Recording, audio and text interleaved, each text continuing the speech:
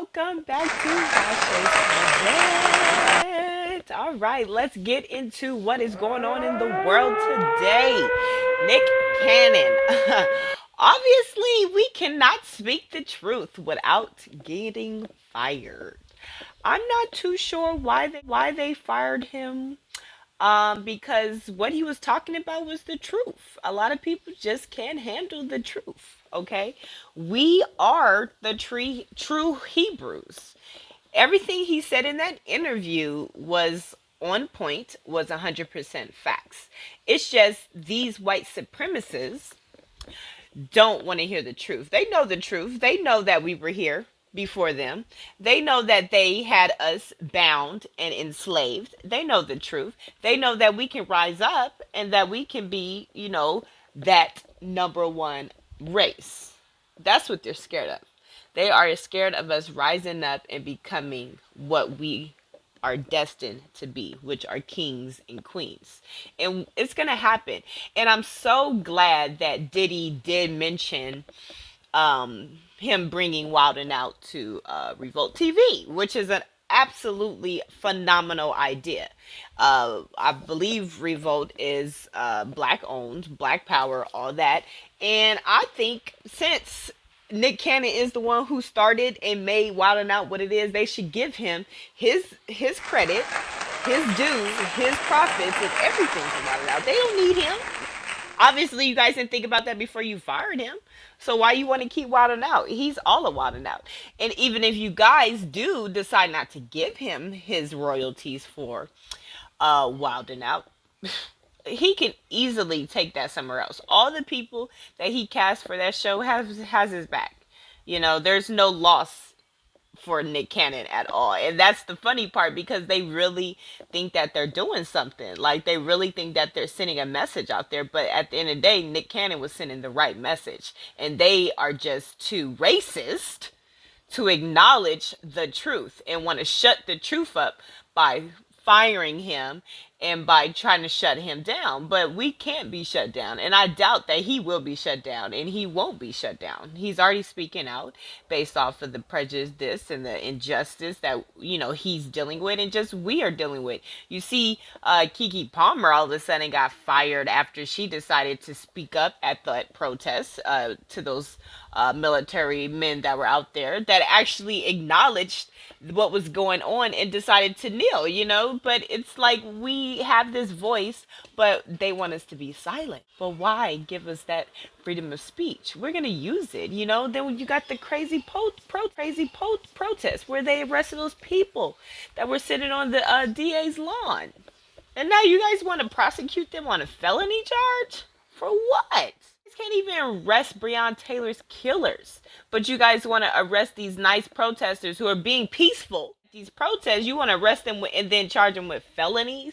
These are human beings. These are people. These are activists. These are people that are not doing anything wrong but standing up for what is right. And we have to go to jail for that. We have to be fired for that. We have to be punished for that. We have to be scrutinized for that. Why? Because of our color of our skin? And you guys don't want to know the truth, and you guys rather just hide the truth? Come on now.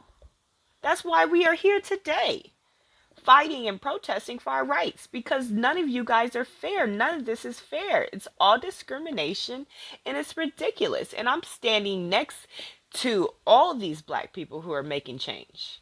Nick Cannon, Kiki Palmer, Yandy, Portia, all these people out here being activists. Ti, I've been listening to a lot of things Ti has been saying.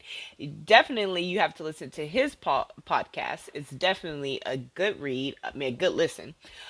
But we definitely have to be the change. Our generation, our children's generation, because it's not going to get better unless we start speaking out. Don't let them silence us. What we have to say is important. They need to know the truth, and they need to know the history, because all they want to do is hide the history. But it's so much history out there that we are not learning, that is not in our textbook, that they're just trying to hide. Okay? So please just remember to be knowledgeable, and don't be racist.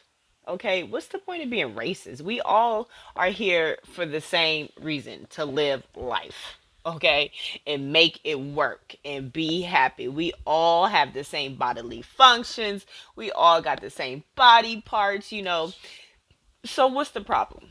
What is the problem? Don't try to silence us, because all that's going to do is make us rise up even stronger. And once we get stronger and we realize our worth as black people and why we are here as royalty and why God put us here, then we can all come together and rise up. Remember that. Don't be silenced. I am going to be playing a little snippet from a podcast that I was watching. It's actually the REVOLT Summit that P.